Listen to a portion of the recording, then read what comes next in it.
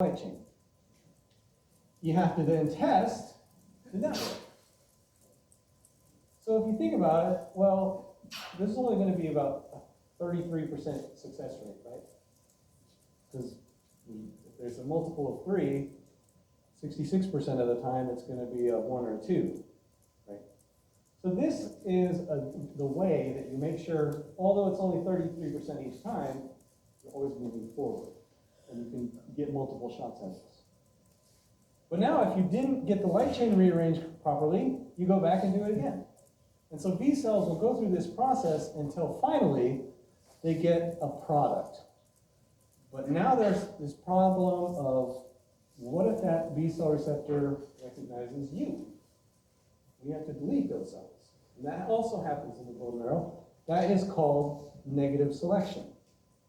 If your B cell does recognize yourself, it goes back here and tries again.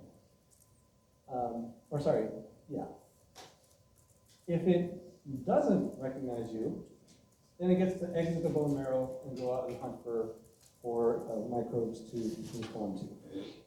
Okay, so this is all of B cell development. And we break it down into different stages, but this is essentially what's happening.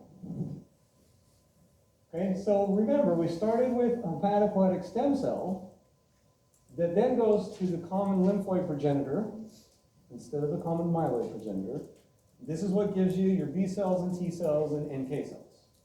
This is common lymphoid progenitor. It is then going to go through the pro-B, pre-B, and immature B cell stages. All of these things that we just talked about, this is the pro-B, this is the pre-B, and this is the immature B cell. Okay, so although it looks like, oh, we're talking lots of proteins here, but really this is just, okay, I'm going to make a heavy chain. If the heavy chain is there, I'm going to express it, and then I'm going to go on. Okay, so the common lymphoid progenitor gives rise to these. If you're a common lymphoid progenitor, you're really requiring another signal to tell that cell to be a T cell and go to the thymus. The B cell pathway is the default pathway. If that's the case, do you have more B cells or T cells? B cells, right? Because the default pathway always gives you more of them. So let's say you didn't get a signal to become a T cell, and so you commit to becoming a B cell. And they upregulate RAG1 and 2 proteins. So the regulation of RAG1 and 2 determines whether somatic recombination is going to occur. If you put them on, then that means you're going to start doing heavy chain rearrangement. The pro-B are broken down to early and late. Early does the D to J joint, and the late does the V to D to J. Okay, so that's 2 of these somatic recombination processes happening. You do this first and then this. In reality, probably can do both of them at the same time, but most of the time we call this late is the V to D to J. Now what's happening here is we do this recombination, we bring these gene segments together, but that has to turn on expression to see if, right, you're going to rearrange the genes, now you got to test, did that work? Did I get a productive in-frame sequence? And so what happens is here's our heavy chain B, D, and J gene segments. We first pick these 2, D and J, and then we pick this V. But what you've done in the process is bring an enhancer sequence close to a promoter sequence, and that turns on expression of this, so you get mRNA and ultimately protein. Okay? If you get protein, you can the cell can tell, is there something on the surface? Am I actually making a signal? If this is out of frame, right, that joint was not a multiple of 3, then you get stop codons here, and even though you're expressing a protein, it's not full length, and so it doesn't get put on the surface. Okay, so many of these rearrangements are out of frame. The way that you test this is that B cell, does it express a heavy chain on its surface. And so think about it, right? This all depends on, did you do that joint the correct way? You look at the length of these nucleotides, these are spaced by 3. There's nothing in between there, meaning you cannot have a B cell that has a CDR3 or HBR3 that's out of frame. This label is not correct, and that's a much bigger segment, if you're wondering. Okay, so what happens is you brought those gene segments together, you put the enhancer next to the promoter, that turns the gene on, meaning transcription on, and you get expression of the heavy chain. What the problem is, right, a heavy chain is not going to be okay by itself. It needs a partner, it needs a light chain. But you haven't rearranged the light chain yet. And so your B cells, your pro-B cells, express a surrogate light chain called the V pre-B lambda 5. It is not, there's no somatic recombination for it. It's just encoded as a protein. But these are chaperone proteins. They fold with the heavy chain at this stage and allow it to get to the surface if it's in frame. And what happens then is you have these signaling proteins that sense that this is there, and it says, okay, you're good to go to the next step. If it was out of frame, meaning instead of a 3 nucleotide space it had 2, then you wouldn't get these constant regions, right? You might try and express something that would be out of frame, you get stop codons, you wouldn't get a full length, this wouldn't get on the surface. Okay, so now you've done the heavy chain. Pro-B, always remember, pro is before pre, I guess. Okay, so you have your pro-B, and it goes to the pre-B. Pre-B has 2 steps. It has large and small. Large, whenever you're talking about a lymphocyte, means it's proliferating, it's dividing. Okay, why does it do that? Why would it divide at the pro-B stage? I mean, at the large pre-B stage, right after the pro. You got your heavy chain. Golf clap, right? You did a good job. You got a heavy chain. So you want to make a lot of those cells. So you get lots of cells that have the same heavy chain. They're each going to rearrange their own light chain and change the specificity of them. So this is a way you say, okay, I'm going to rearrange the heavy chain. Great. My V pre-B lambda 5 paired with the heavy chain. I got a signal. Proliferate. Okay? Then all those cells are proliferated. Then we'll do the light chain rearrangement. If you had to guess, the immature B cell, what is its job? Or what are you going to do at the next step? Well, it's rearrange, test. You rearranged, tested to move here, proliferated, you rearranged. This has got to be a test. To go to the next step, it's got to have both heavy and light chain. So you get lots of chances at this because you want to keep, you made lots of cells with that heavy chain, now you want to pair them with a light chain. So it turns off V pre-B and lambda 5 and starts, and you rearrange the light chain. Same thing happens. You bring an enhancer close to a promoter, that turns on expression of the light chain. Okay? And now, if this is on the surface, now the B cell gets a signal. Well, what if there's no light chain? Wouldn't you just get the heavy chain by itself? I see people shaking their head, but why not? Because the heavy chain's unstable by itself. So if there's no light chain there to pair with, it doesn't stay on the surface long enough for you to get a signal. If you go back to our pro-B stage, it had to have these proteins to stabilize it on the surface. They're not there, the heavy chain is not going to work. There are people that lack these proteins and they've become B cell deficient.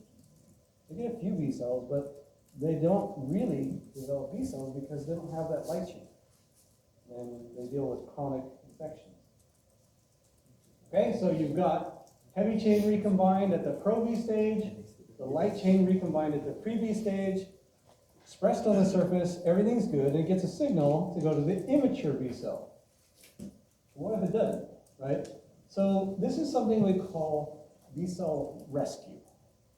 Okay, the B cell went through this process, it's got a heavy chain, but then a light chain didn't work. Well, it's just going to go back and try and do this again. You've got 4 of these different gene sets, right? 2 kappas and 2 lambdas. So you get at least 4 chances, but then each loci can keep doing this, right? It can go one more set out until you run out of J segments. That's really the limiting factor, because if you remember, you've got 70, 80, hundreds of V gene segments. You've got like 9 J segments. If you run out of J segments, you're done. Okay? So if you run out of options, then that B cell will die. But it gets many shots at this. It keeps trying until it runs out. So here's your first try, V to J. You get your second try out here, your third try. But once you lose this last J segment, there's no RSS anymore. So there's nothing for it to recombine with. Okay, now you're at you got the signal here from the surrogate light chain and heavy chain, here from the light chain and heavy chain, and that allows you to get to the immature B cell. That's where you have a fully functional surface antibody or our B cell receptor. But now you have to test to go to the next step, right? You tested here for the heavy chain, we tested here for the light chain. To go to the next step, you have to test if you recognize self. If you do, you're done. Right? You get deleted, or you go back and do more rescue. And so what's happening here is these immature B cells will undergo negative selection. And the way that this works is that in the bone marrow, you have lots of proteins, including complement proteins, that are holding basically anything from the blood that they're likely to see, and holding it there for the B cells to interact with. If the B cell recognizes it, binds to it strongly, it's going to get killed, or it'll go back and do receptor editing. There's a third option, which is anergy, but that's really on a step to getting killed off. It's a sort of intermediate step. Okay, so if you get a strong self-reactive signal, meaning, boy, you really recognize hemoglobin really well, these B cells will say, you know what, I recognize myself really well, I'm going to go back and make a different rearrangement. Heavy or light chain? Light chain. Why not heavy? You're already successful in making a heavy chain. Okay? Now the balance is that the heavy chain has the CDR3 on it that probably is really important in binding, but you know, we're trying to rescue this. So a strong signal, go back and do it again. If you can't do the light chain, sorry, that cell's going to die off. If you get a weak self-reactive signal, sort of get this energy, it's not quite sure if it's self-reactive or not, sort of like, but eventually that will go to death. If that B cell doesn't interact with anything, it's like, hooray, I get to leave the bone marrow because I didn't interact with any of those proteins. Okay, so that really is self-selection. You either get to try again, if it doesn't work, you die. It's kind of an intermediate wishy-washy signal, then it'll become anergic and die. Anergy just is like the opposite of energy, right? It's inability to do anything. It's me on a Saturday morning. Okay? Now once that happens, something different occurs. The B cell starts expressing both IgM and IgD. Is the hypervariable region the same? I think yes. I think it's no. Okay, remember this is just a different isotype. You haven't changed anything. If it were different, you'd have a big problem. Because one, the hypervariable region for these two different flavors was different, you'd have 2 different specificities. That can't happen, right? Clonal selection theory says that's a bad thing. So, this is just a difference in RNA splicing. You get either IgM or IgD. Why do you think a B cell does this?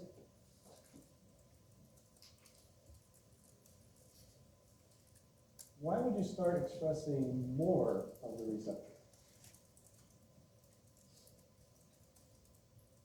Well, in reality, you're just making it more sensitive. Saying, okay, I'm going to make IgM there. If I react strongly, I get to go back and do it again. But I didn't react with anything, so now I'm going to put a second receptor on there. Has the same specificity, the same HBR3, but now I've got twice as many. And so that B cell, that mature B cell, is just saying, great, I'm ready to go. It's ready to go, make it more sensitive. Because that's why we express another isotype on the surface. This is the only time that you get two isotypes on the same cell. Okay? On a mature B cell that has not been activated, nothing's happened to it yet. It's just fresh out of the bone marrow. Looks like we're going to actually end a little bit easier, or earlier. I thought this drama would take longer, but it didn't. What do I want you to know for an exam? I want you to know the steps in somatic recombination. For those of you who are here today, you got to see players, right? You can tell me what proteins in what order. That's all you really need to know. You have to know B cell development. When does this happen? This happens at least 3 times, right? Happens in what stages of B cell development? Pro-B happens twice. You have the heavy chain, so early pro-B and late pro-B. And it happens at the small pre-B stage for the light chains, at least 3 times. You need to know all the steps. You need to know recombination, when do those steps occur, and how do you test, right? This process of B cell development is recombine, test, if it was in frame. Recombine, test, if it was in frame. And then, test if you recognize cell. Yes? For the re-read, when did it occur? I thought it would occur at least 4 times, because isn't there 2 heavy chains and 2 light chains? Well, that's why I said at least 3 times. Because you're going to recombine one of the heavy chains, and that's two recombination events. You're going to do at least one of the light chains. Now, in reality, it probably does this a lot more than 3, because it's going to do, first of all, both heavy chains, both light chains, so that's at least 6. And then it's got multiple shots of this, so if it misses on the first attempt, it's going to do it again. So it's going to keep trying. And so it's not just 3, but it's a minimum of 3. Okay? So you need to know, for a B cell, what are the tests? To go from pro to pre, you need to have the heavy chain with the surrogate light chain. To go from pre to immature, you have to have both recombined heavy and light chains. And to go from immature to mature, you have to not recognize yourself proteins. Okay? So that's, if you really think about it, there's not that much for B cell development. Do you need to know all the different proteins that is expressing all of the different CD proteins? No, I don't care about that. What I want you to know is the whole idea is to recombine the genes and then test if there's a functional protein on the surface. And then, what happens if it's not? What is the B cell going to do? It's this whole process of going backwards. I want you to know about that. You can't go 3 steps backwards. You can only go 1 step. So if your heavy chain didn't work, you do the heavy chain again.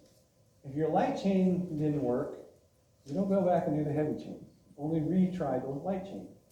If you go to negative selection, that didn't work, you're only going to go back to light chain. You're not going to go all the way back to heavy chain.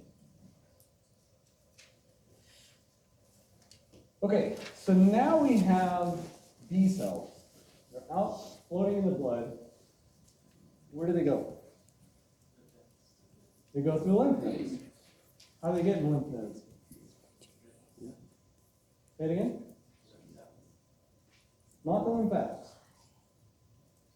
Naive B cells go through the high endothelial venules, right? Your antigen-presenting cells and your macrophages carrying your antigen and your floating stuff comes in through the lymphatics. The lymphocytes, the B and T cells, come in through the high endothelial veins. You are correct when they go to the next lymph node, that is through the lymphatics. Right? So, but the way they first get in there, how long does it take a B cell to go through a lymph node?